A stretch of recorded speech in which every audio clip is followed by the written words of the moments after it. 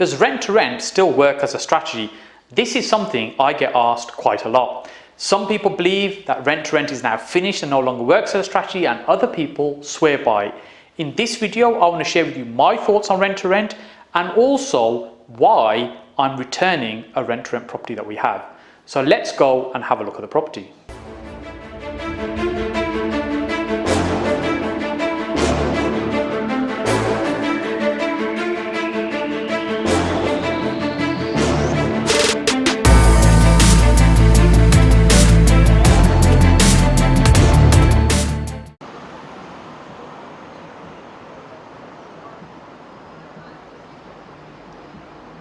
So welcome to King's Heath in South Birmingham. This is a vibrant part of the city, which is a very desirable part for people who want to live. And this is where our rent to rent is, which is going to have a look at the moment. In fact, our office is just to the left and a stone's throw away from this house. So let's go on in and have a look at the house. The best feature of this particular house is its location. As I said, we're just literally a few steps away from the high street, a very desirable area where people want to live. So when this house became available as a potential rent to rent, I was really keen to do the deal purely because of its location, because we have lots of properties around here. Our office is just over there. We can stick our head out the window and actually see this particular house. And we knew it was not going to be any issue in terms of renting the rooms here.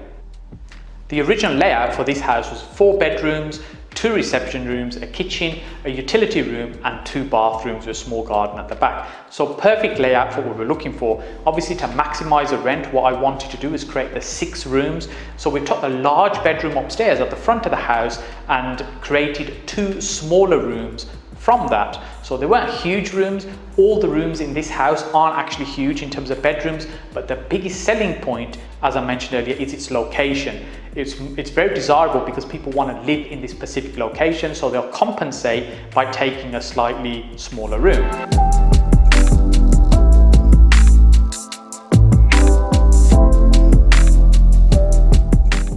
So the way we came across this property is actually we found it on Rightmove. It was being advertised as a family house by an agent. The agent was out of area, but they were familiar with the area. They knew it was a good area, and the landlord doesn't actually live all that far away as well. So they knew it was a great area.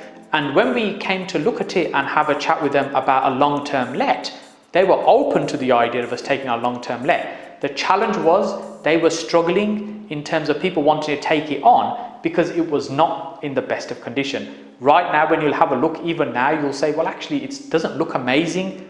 And that's true. But the thing is, we've had this property nearly 7 years now. So at the time, it wasn't looking very good.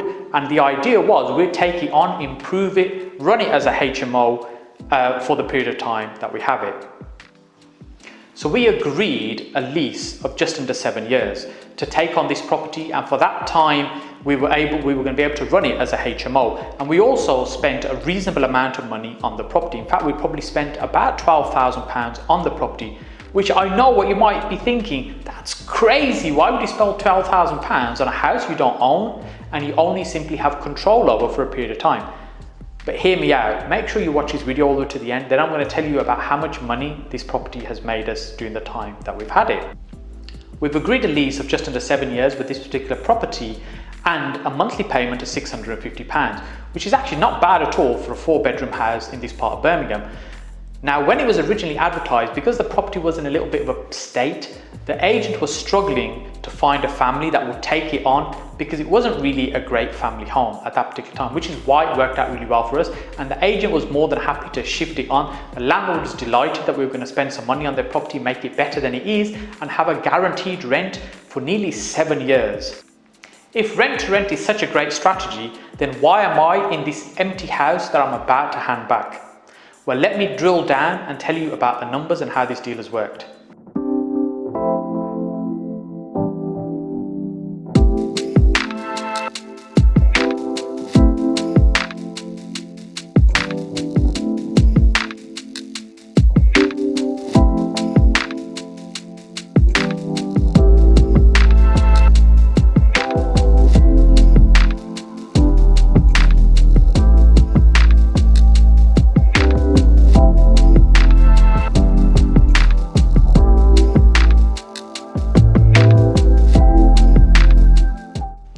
Although this is a beautiful Victorian house with some of the original features still here, the property was really in a sorry state when we took it on. It wasn't really desirable as a family house. It did need freshening up and some work doing.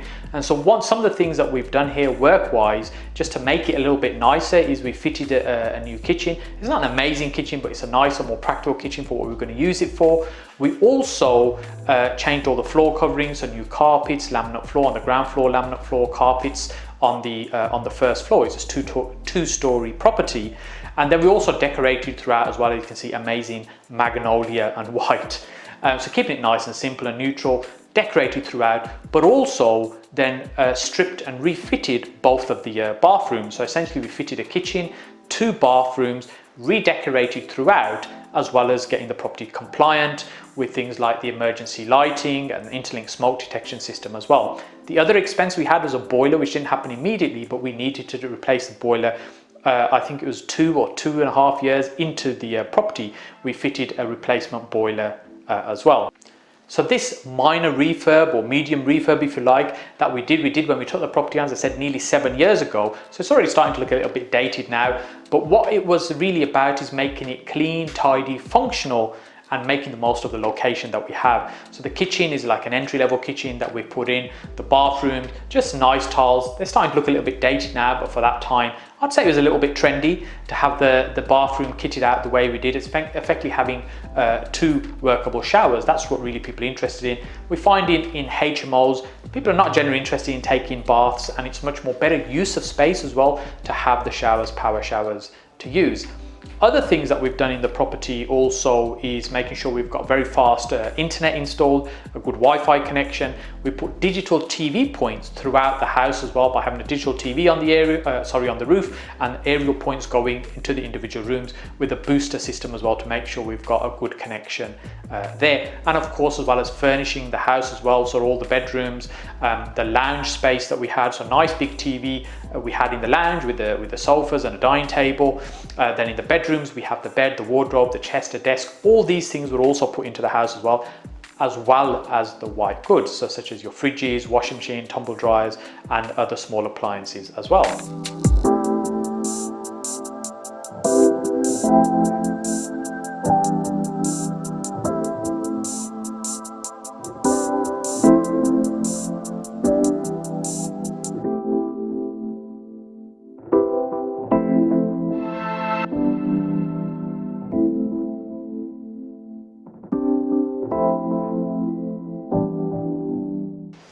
It's a beautiful sunny day here in Birmingham, so we thought we'd come out into the garden, make use of the garden as well while we're doing some more of the filming. So it sounds crazy that I've spent £12,000 on this house, but I'm going to dissect those numbers for you in a moment. But just before I do that, I'd love to get your thoughts on rent to rent as a strategy. Is it something you are interested in doing? Would you consider doing it? Or is it something you're dead against? Because I know it's controversial. You get lots of people talk about, no, it's a strategy you shouldn't use. And other people talk about, no, it's the best thing since sliced bread. I'd love to get your thoughts on this particular strategy. Now, when we took this house on originally nearly 7 years ago, at that time, I was teaching rent to rent. I was helping other people get started in rent to rent. So when we were having the conversation with the letting agent at the time about what we were doing, we were explaining the concept. We weren't using language such as rent to rent because it was still relatively new in this area. There weren't many people actually doing that particular strategy. So now if I was to pick up the phone to an agent and use the same patter, they would probably say to me, oh, you mean rent to rent, right? Because so many people have had similar conversations with agents now. The agents are much more aware.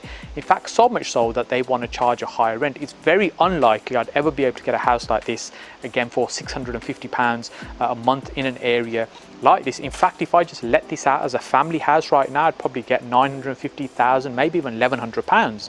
So £650, it was massively below the market rent. But if it's such a good deal, I hear you ask, why am I about to hand it back? Well, here's the thing. So during the time we took the property on, it was 6 rooms we turned the property into. So the large room we converted into 2 smaller rooms. So we had 5 rooms upstairs. The second reception room we used as a bedroom, so a total of 6 rooms. Plus we had the communal lounge and then the kitchen and utility room and the 2 bathrooms as well. So I said we spent quite a bit of money doing that. Then the rental income we were generating ranged really from about £300 for the tiny room, going up to £500 for the larger room, but typically averaged about £400 if we take it across the board which generated us about £2,400 a month. And we were paying the agent, the landlord, £650 a month. And when we take off our running costs as well, such as the gas, electric, water, council tax, TV license, cleaners, gardeners, internet, when we take off all these costs, they amount to about £500 a month. That leaves us well over £1,000 net profit.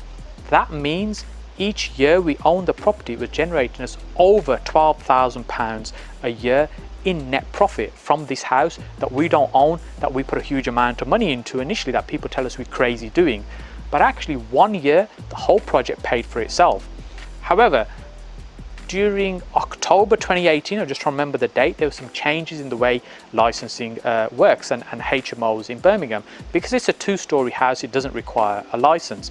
It would need some work doing to get it up to a full regs now if we needed to do that. So we decided at the point not to turn it into a fully functional HMO, and we cut it down to 4 rooms. What I mean by that is we left 2 rooms unoccupied, so we only let 4 of the rooms. So then we had to take a hit on the income. So our profit then dropped down to about £500-ish a month. So we've taken a drop from what was well over £1,000 a month to more recently about 500, which is still a great income. It's still about £6,000 a year. Now this year, this lease comes to an end. So we've spoken to the agent and I've said, look, would you sell this property to me? They've spoken to the owner and the owner doesn't want to sell because it's a brilliant location. I'd love to get my hands on this property to do a purchase. So they've said a straight no to the purchase. Also, we've explored about trying to extend it and have a much longer lease and take it again and do another run on it. But they want now significantly higher rent because the rents are higher, the property is in much better condition. So actually, although I'm handing the property back, I'm really disappointed and saddened to be handing it back because it's been such a great deal and it's made us so much money over the years. So does rent to rent work as a strategy? I'd love to ask you, what do you think? I'm still a big fan of rent to rent. It's certainly much more difficult to do than it was, say, 6, 7, 8 years ago. It's much more difficult to do because the agents are much more educated. Some of the regulation is much more stringent. We have to spend more money on the properties to get them right, but you can still cash flow really well, and it's a brilliant strategy to start with.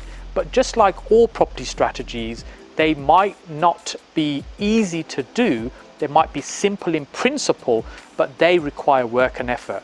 But hey, how many of these would you need before you don't need to go to work anymore? Yes, it's been hands-on. Yes, we've had to do work on it, but it's been an amazing deal. So I'm still a big fan of rent to rent. I know some people think, oh no, why would people do it? The landlord don't do it. That's because they've got no experience of doing this. They don't understand how much money you can make, and they haven't experienced the money these properties make. Now, over the years, some of our rent to rents have gone back because the market's changing. It's become difficult in terms of getting the real good quality properties. People are paying too much because they're inexperienced. They're going to the agents and offering too much money, which means actually it's no longer as profitable as it was. And we're focusing on the bigger projects where we're purchasing them and keeping them for the longer term, which is really where you build wealth. So rent to rent is a great strategy. However, it should be used as a stepping stone strategy up to building wealth. So what that means is it's a strategy you use to create income, you get out the day job, and then you step up towards the ownership of assets. Let me know your thoughts. I'd love to know what you think. And if you're finding this video useful and the other videos I've been doing, please hit the subscribe button and make sure you hit the like button as well, and click on the notification bell so you're notified when these videos are released. And you know, I'm happy to put my time and effort in and share my knowledge with you. You need to give me some love back and let me know that you want to see these, and I'll continue to do these. So thank you so much for watching, and I look forward to seeing you on the next video.